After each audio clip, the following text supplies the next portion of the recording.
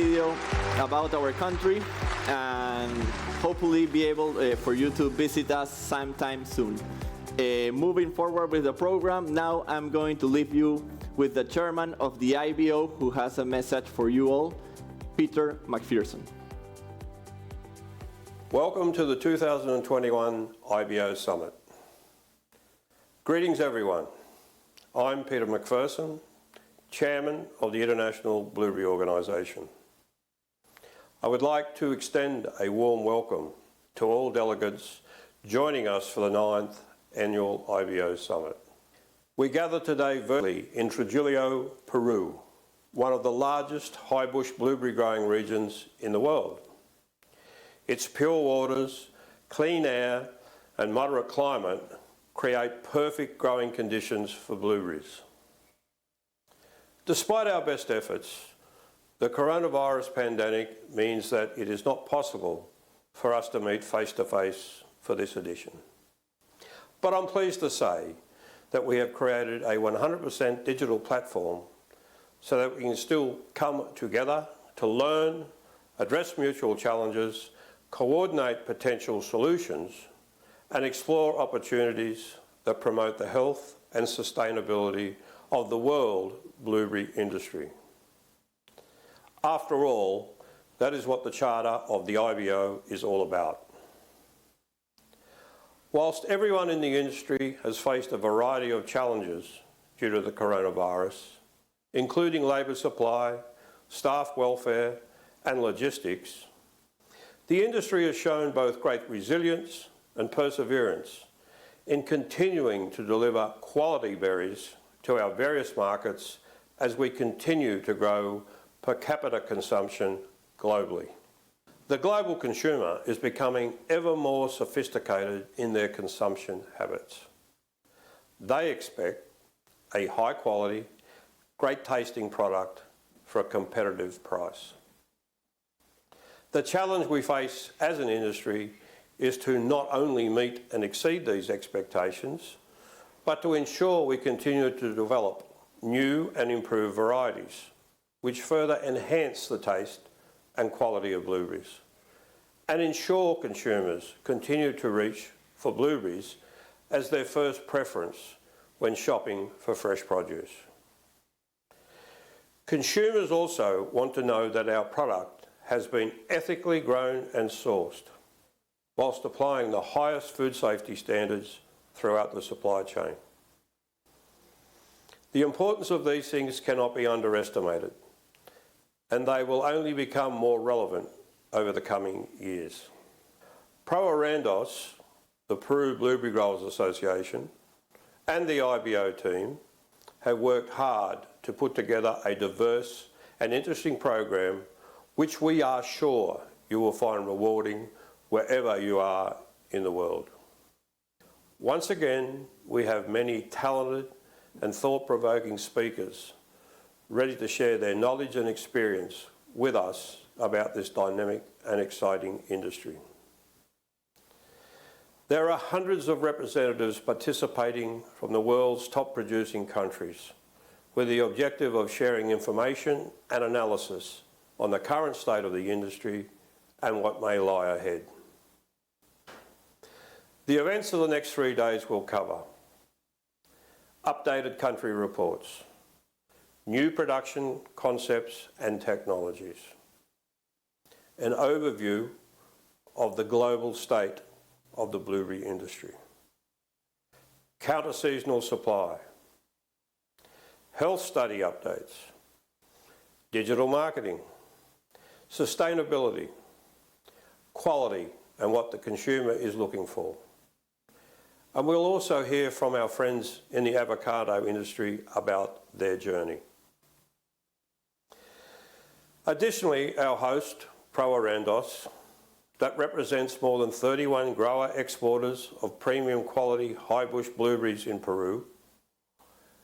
Together, those growers produce 85% of the total domestic production, which is now the largest blueberry exporter in the world. A highlight of the event will be the various virtual field trips, each with a different important theme, showcasing not only the Peru industry, but also the latest blueberry production concepts and outcomes. I highly recommend that you participate in these trips. I would also like to give a sincere thank you to our many valued sponsors.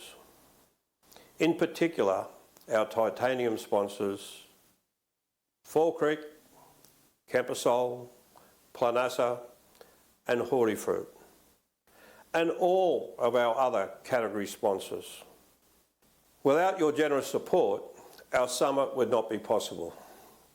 Please feel free to get in contact with them at any time during or after the event. Also, a big vote of thanks to the IBO committee and its administrator, Gustavo Yurtsin, and in particular, the Pro Arandas team led by Luis Vegas.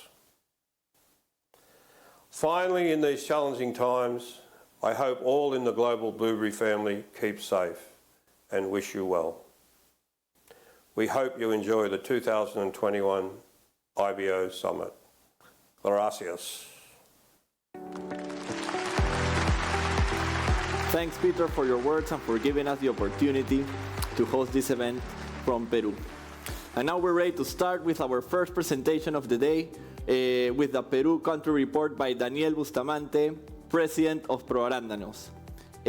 Once Daniel's presentation is over, we're going to have a 15-minute Q&A block.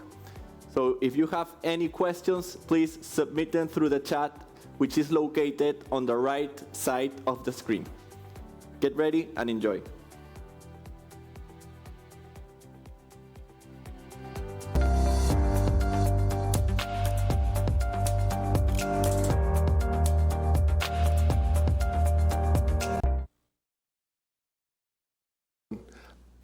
In this occasion, I am proud to present to you the Peru Country Report as my position of President of Pro Arándanos, the Peruvian Blueberry Growers Association. We're going to first start talking about our industry dynamics. The evolution of the Peruvian blueberry industry has been exponential in the past years. It's a pretty young industry, and as we can see in this chart, we've been growing at very fast rates with an estimated growth for this upcoming season of 30%, totaling roughly 211,000 tons. Our season usually concentrates from August to December. For sure, we do have some smaller exports in the shoulders of the season, but 90% of our production happens between August and December, as you can see in these charts. The main markets towards which we export are mainly the US, the Netherlands, and China. In total, we do export our blueberries to 30 countries around the world, being these three first, the ones I've showed you, and we have some examples of the numbers we ship to other main markets. Most of the logistics and the exports of the blueberry happens by ocean. A very small percentage happens by air, and more so in the beginning of the season. With that being said, in our main market, which as you have seen is the US, we are heavily concentrated in Philadelphia, in the Philadelphia port in the northeast of the US, which represents roughly 74% of our arrivals into US ports. In Europe, we are concentrated mainly in Rotterdam, being Holland our second main market, regardless of the re-exports they might make. And in Asia, Shanghai represents 58% of our port arrivals. This shows that we are very concentrated in certain ports in our different main markets. It is important to highlight our heavy concentration in Philadelphia, being the northeast coast of the US, and so little into the west coast, mainly Los Angeles ports. We do expect with different protocols we are negotiating and an improvement in logistics to be able to arrive faster and with better quality, with shorter transit times and port entries to the West Coast port to better serve the total US market much more efficiently. Now, the hectares and the yields we do have on average are also pretty impressive. You can see this evolution in the hectares being sowed, and the forecast for our upcoming season is that we should end in roughly above 15,000 hectares with an average yield of 13.5 tons per hectare. This, in such big number of hectares, is, I would say, a pretty good yield. That's been one of the factors that have incentivized a lot of investors and growers to pursue the Peruvian blueberry industry. In the short history we have had, we can see that from 2016, I believe the first exports of blueberries happened around 2014. But when we see in how was the production spread in 2016, it was mainly concentrated in the region of La Libertad, which roughly 90% of the hectares being planted there. Now, if we go to 2020, we see that the production of blueberries has expanded in a lot of regions throughout the coast. It might be worth highlighting how La Libertad now represents 55% of the total acreage, with a much larger production for sure, and much larger hectares. But Lambayeque or Ancash have shown, and Lima have shown a pretty big increase. So now our production is much more spread throughout the coast of Peru. Also, it's important to highlight how has the evolution of the varieties happened in Peru. If we go again back to 2016, we saw that we only had 13 varieties planted, being the main ones Biloxi, Rocio, and Ventura. If we see the evolution, the main varieties continue to be Biloxi, Ventura, and Rocio, but with a much higher volume and the entrance of new varieties. In 2020, we have 46 different varieties in Peru, totaling the acreage of 13,600 hectares, with, again, 46 different varieties versus 2016 of a total hectares of almost 2,000 and only 13 different varieties. Now, what are the drivers that have aided the growth, the fantastic growth of this industry in such a short period of time? We might mention first the local regulations and the international trade agreement, facilitating the development of this industry with a lot of contribution with government sectors. The political and economic stability also allowed the different growers and exporters to invest more heavily and rapidly in this industry, because of how secure they felt about investing here and in this fantastic industry. And we do have to mention that a part of all these regulations, the optimal climatic conditions allow us to a fast growth and the development of new genetics faster than in some other places.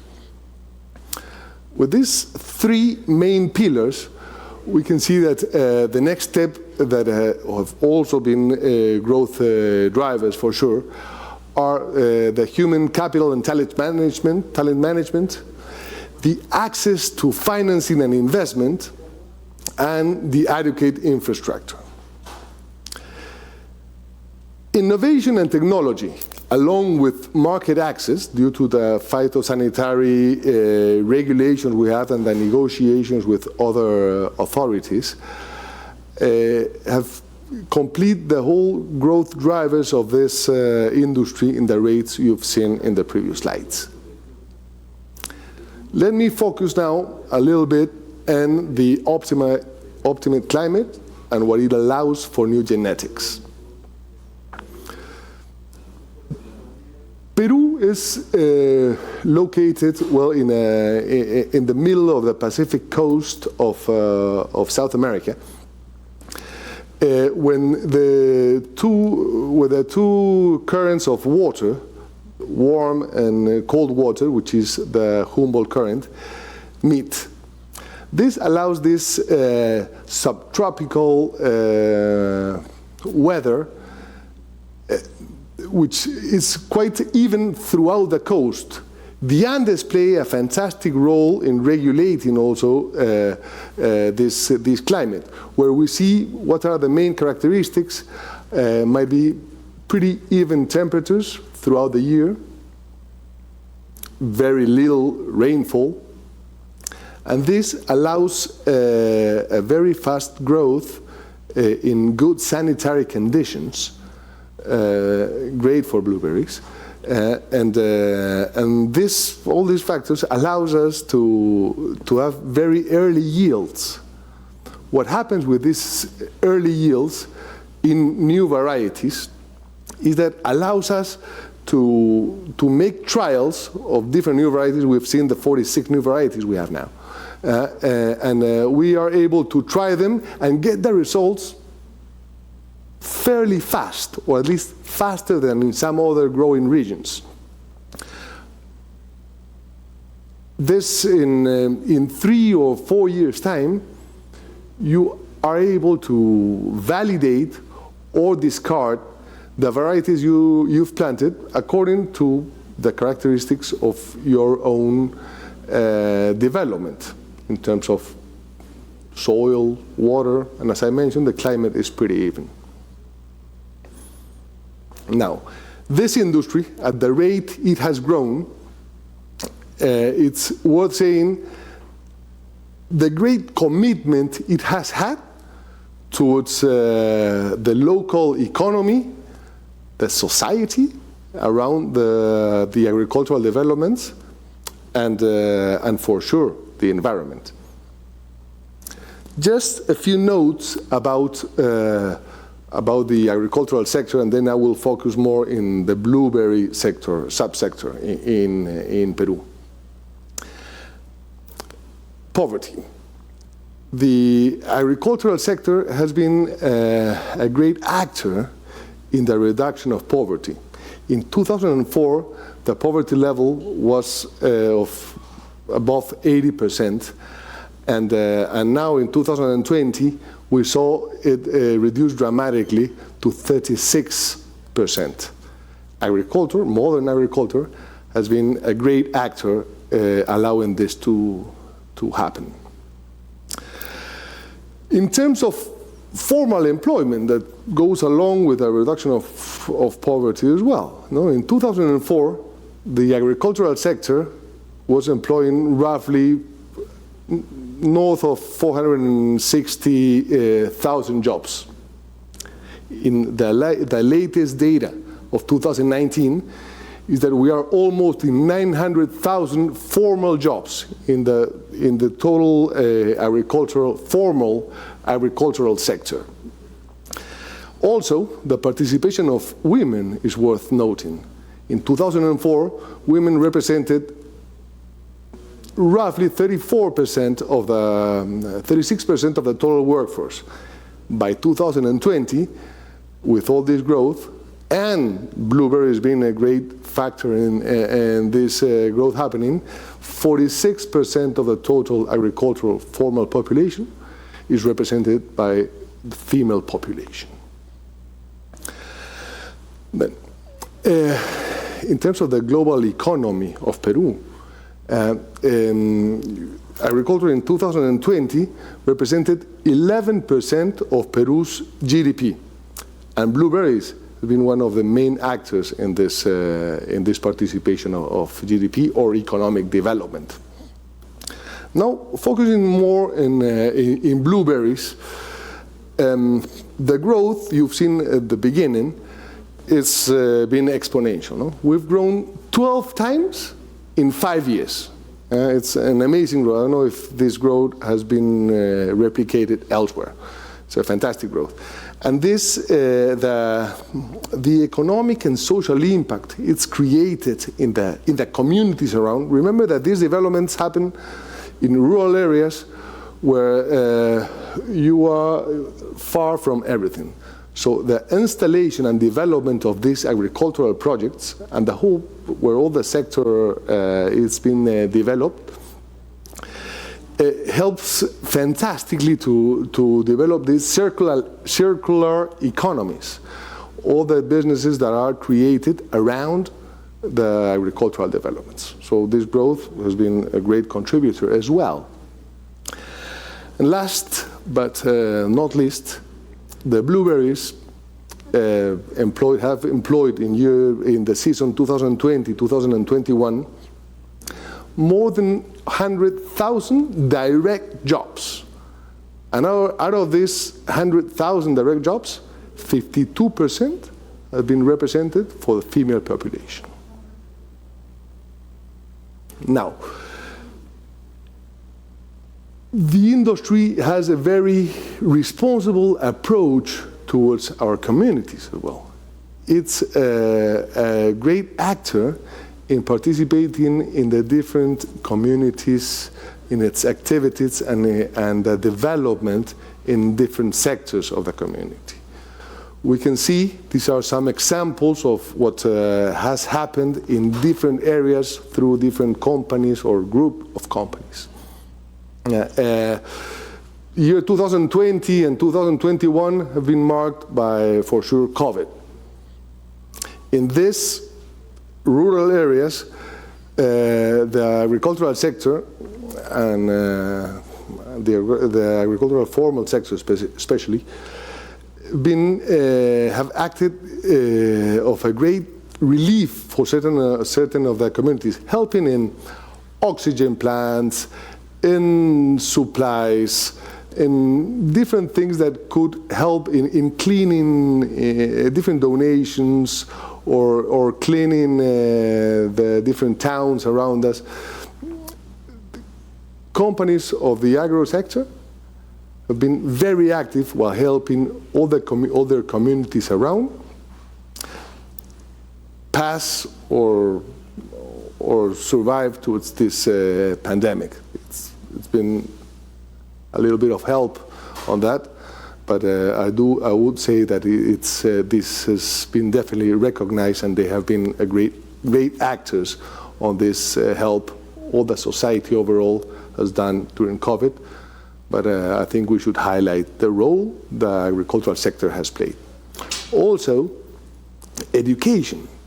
Education in the rural areas lacks a lot of infrastructure.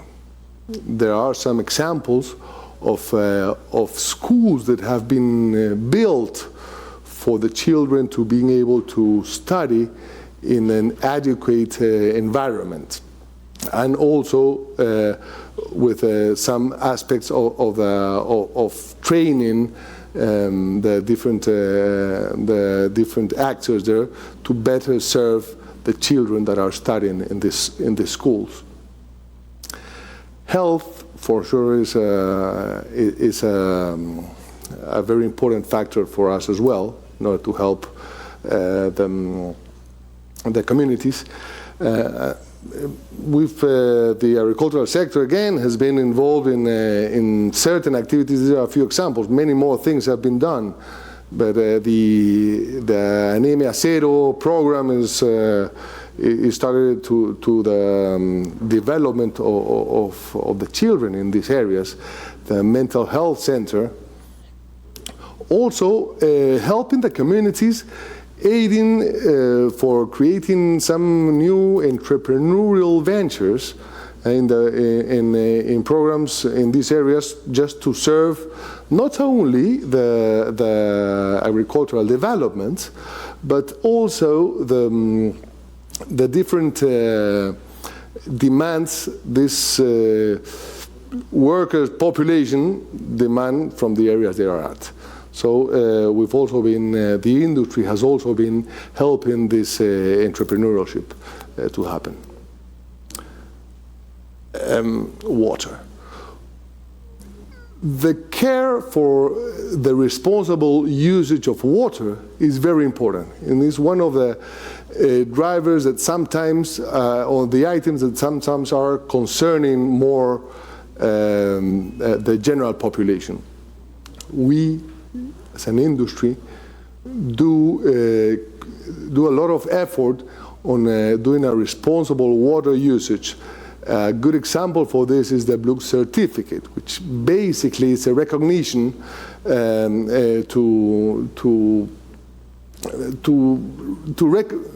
recognize the responsible water usage, to see that whatever you are demanding is being used in a responsible way, and measuring your water footprint and what efforts are you doing in order to reduce it even further.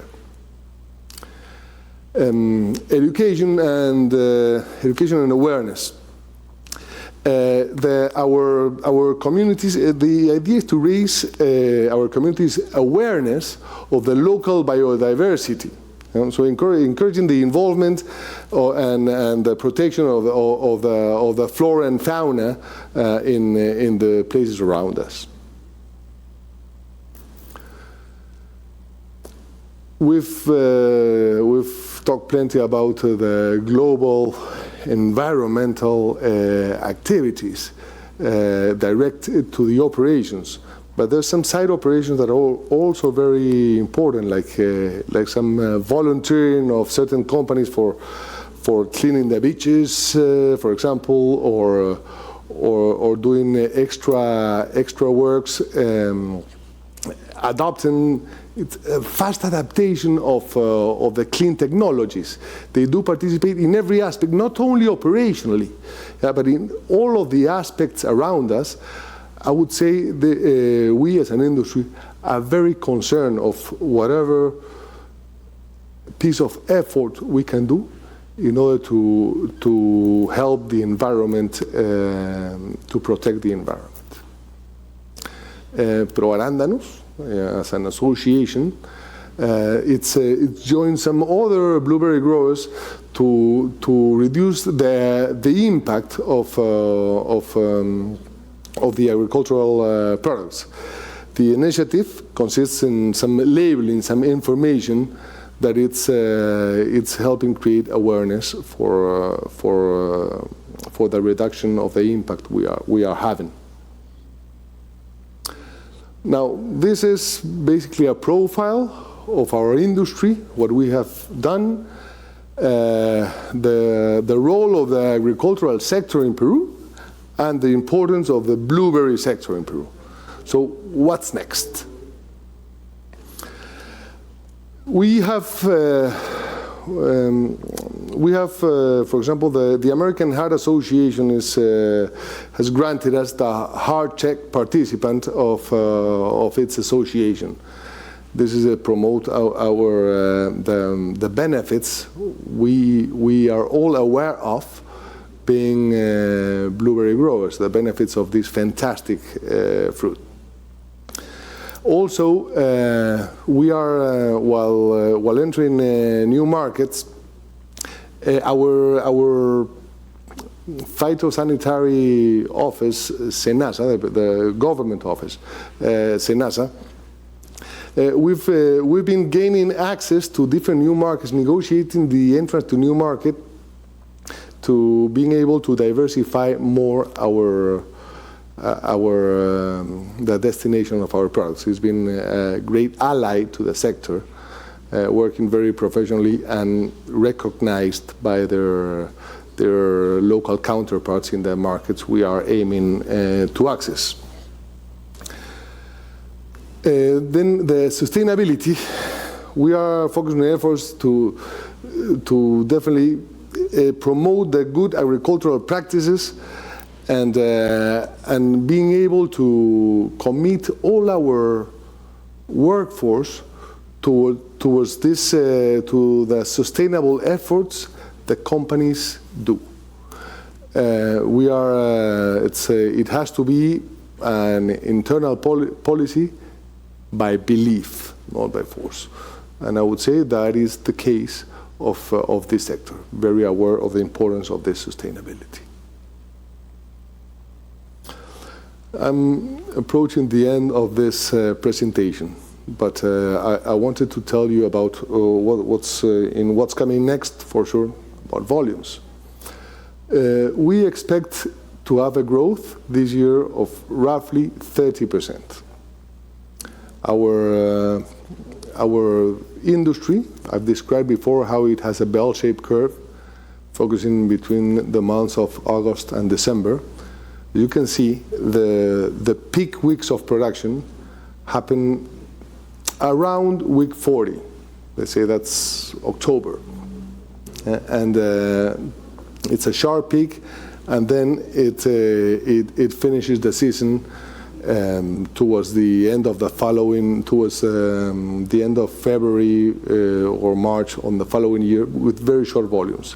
But the concentration remains in this period between August and December. Now, I've told you where do we export our fruit mainly, more specifically. We've grouped here what is the how has the past season, how has it looked like in terms of markets, and how do we expect it to look in this season which has already started. In the past season, 2020-2021, with 162,000 tons, the U.S. represented 52% of, almost 53% of our total exports. Now, the estimations is that the U.S. should represent, after all this growth we are having of 30%, it should reduce its participation to slightly above 50%. The great growth we are seeing in terms of percentage, all the markets are growing, but in terms of percentage is China. China, as you can see, from 9.7% in past season, it's expected to grow to 15.5% with a much higher volume. This has a lot to do with the new varieties we have that are more appealing to the Chinese market, varieties that can travel better, technologies that have been improved to better manage the post-harvest life of the fruit. So all this allows us to reach these faraway markets, and this estimation is a good representation of that. And finally, I could not finish this presentation without mentioning the role organics play in our total supply. Organics are growing. 4% of the total exports last season were organic.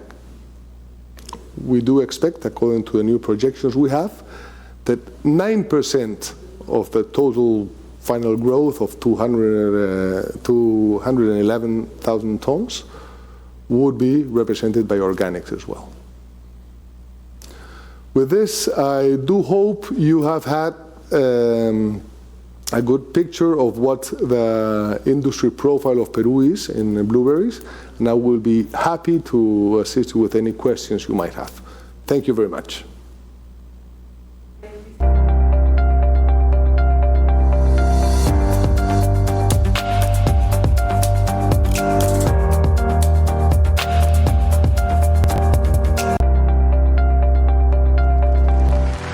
Welcome back. Well, we are now here with Daniel Bustamante, who is joining us live here from the stage in Peru. Thank you very much, Daniel, for being here with us today. Thank you, Luis Miguel. I'm honored to be here, and I will be glad to answer any questions you might have regarding the report you've just seen. Thank you very much for attending to this very important event of the blueberry industry. Great. I remind you of all, if you have any questions, please put them on the chat. We are and we will read out those questions for Daniel to respond. I am not sure if we are receiving any questions yet, but we have some questions here that we have received over the past weeks about the Peruvian industry.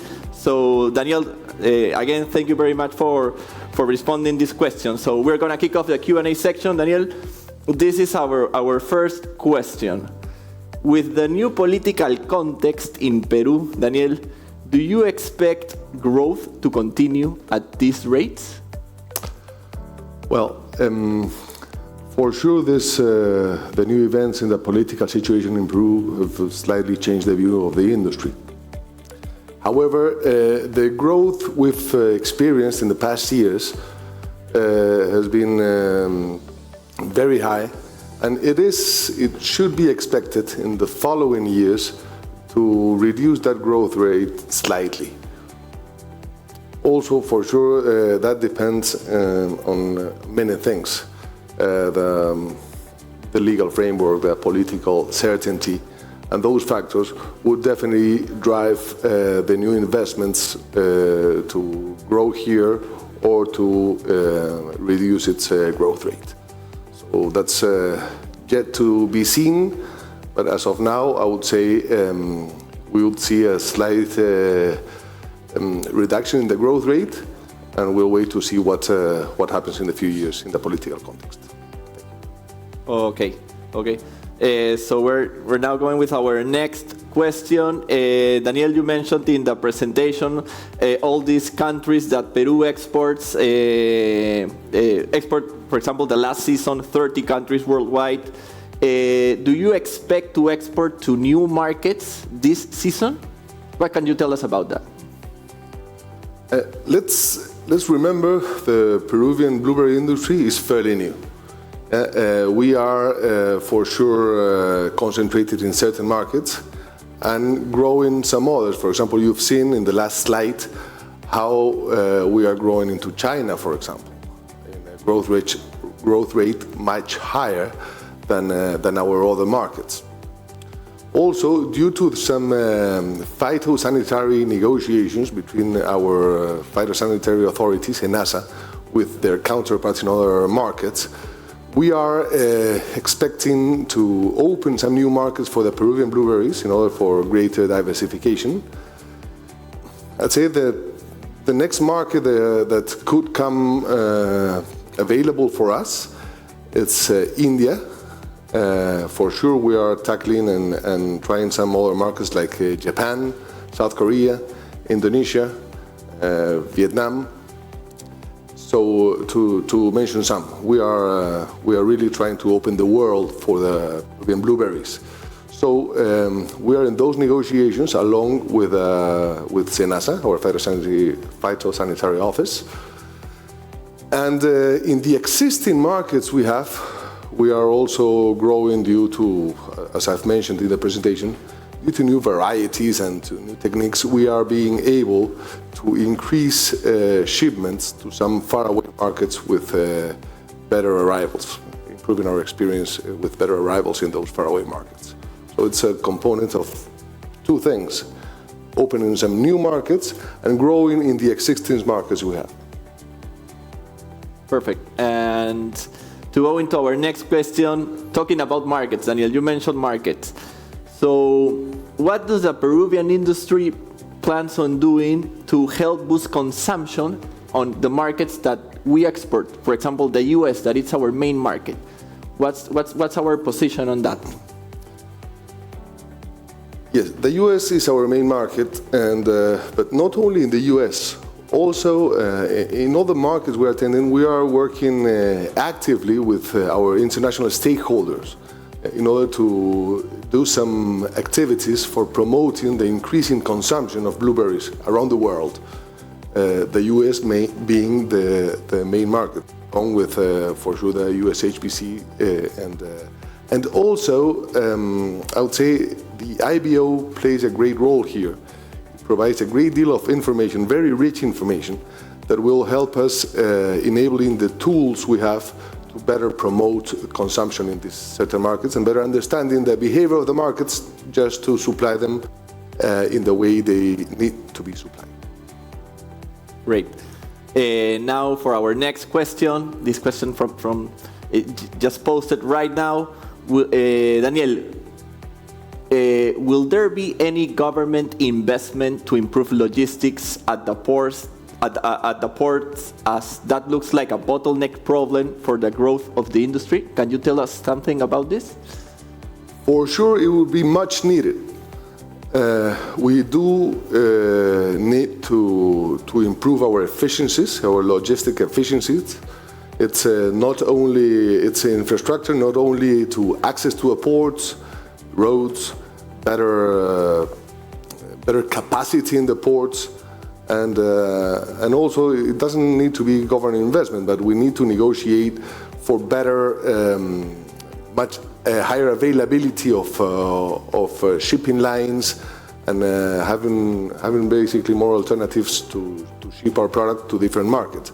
But there are certain things like roadworks and basically port efficiencies that would be much needed for either the government or the government through the private investor to improve that.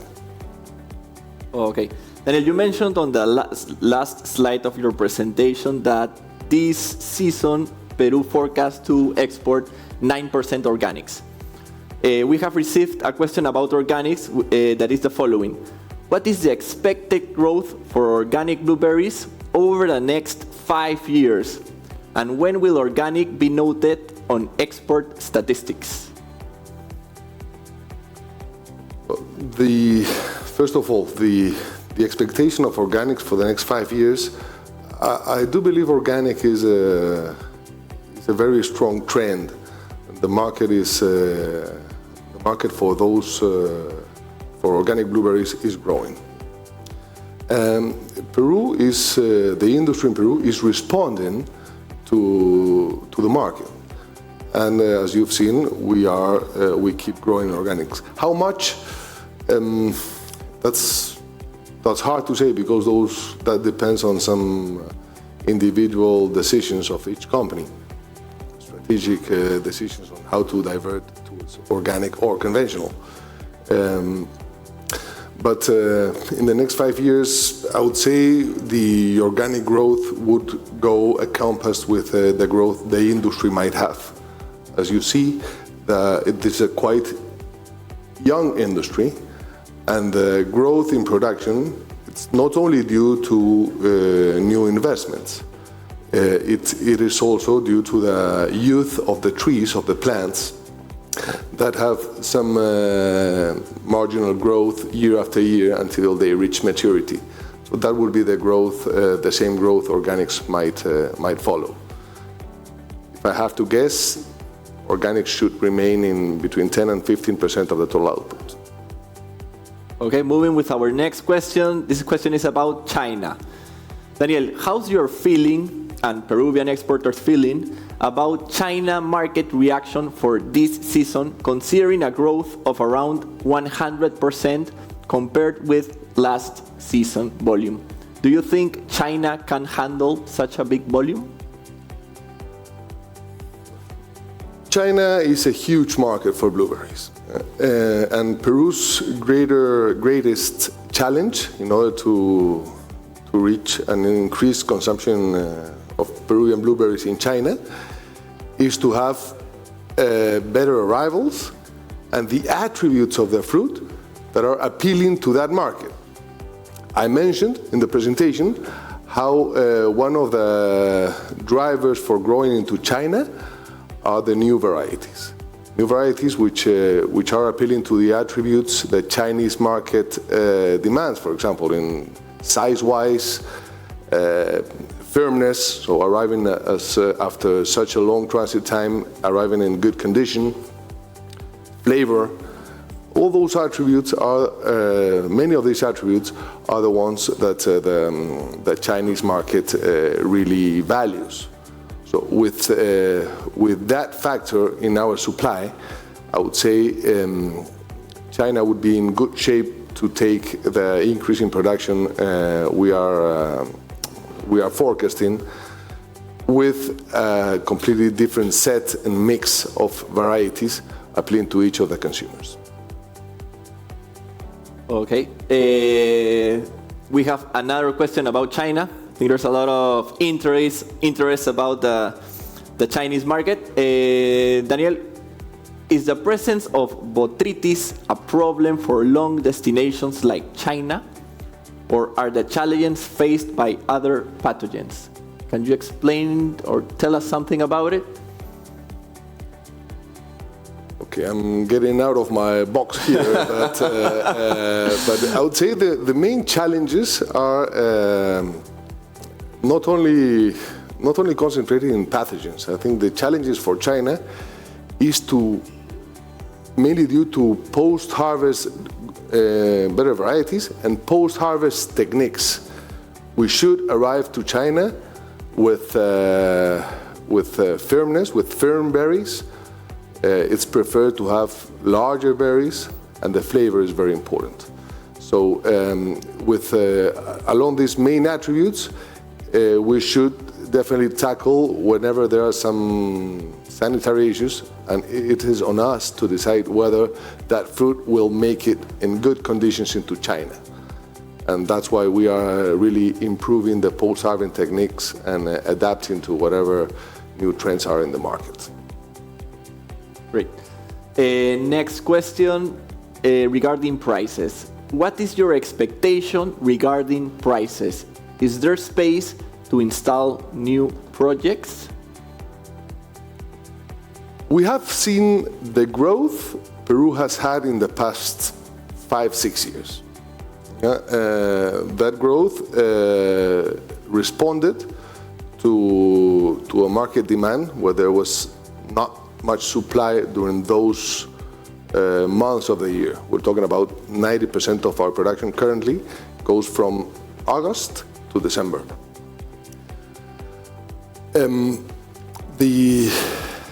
The prices for sure in that period are not what they used to be some years ago. Supply and demand. I would say still the market for blueberries is pretty healthy. There should be some space, but Peru is not the only country growing. Blueberry business is growing in many other places. In Latin America, in Africa, and for sure, I'm talking about the counter-season supply. No? So I would say there could be some space, but demand is just, it's growing, and we're focusing on demand growth. And supply will keep growing as well. That will, for sure, decrease prices slightly, but I would say there's still some space for supplying in good conditions that market with fairly healthy pricing. Thank you. Now, our next question about plastics. What will the industry do to reduce the impact on plastic? You mentioned, Daniel, during the presentation a bit about the industry commitment with environmental responsibility and good practices. So what will the industry do to reduce the impact on plastics? Can you tell us something about that? Yes, we also mentioned about the industry's adaptation to new technologies, and for sure some research and development is going on for that, not only here at Origin, but also in the markets we send the fruit to.